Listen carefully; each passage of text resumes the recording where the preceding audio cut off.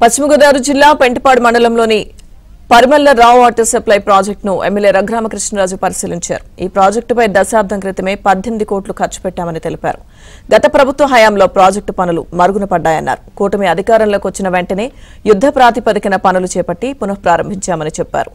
ఈ ప్రాజెక్టు ద్వారా ఉండి నియోజకవర్గంలోని సుమారు 50 గ్రామాలకు సురక్షితమైన నీటిని అందిస్తామని రఘురామ స్పష్టం చేశారు.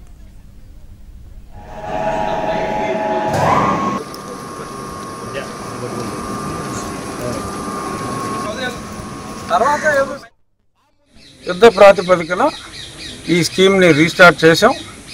గత 45-50 డేస్గా పనులు ప్రారంభించాం.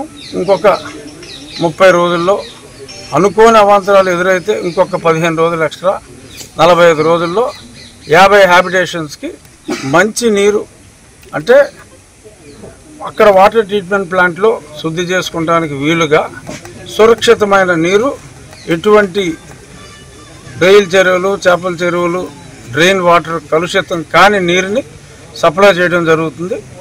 రాబోయే రోజుల్లో ఇక్కడే ఫిల్టర్ చేసి ఆ ఫిల్టర్డ్ వాటర్ డైరెక్ట్గా అక్కడ మళ్ళీ శాండ్ ఫిల్టర్స్ అవసరం లేకుండా ప్యూరిఫై చేసుకోవడానికి వీలుగా ఉండేలాగా కూడా ఇంటిగ్రేషన్కి ప్లాన్ చేస్తాం. ఓవరాల్గా ఈ స్కీము ఒక 50 నుంచి 60 హ్యాబిటేషన్స్కి, అంటే సుమారు ఒక 40 గ్రామాలకి వారి మంచినీటి అవసరాలని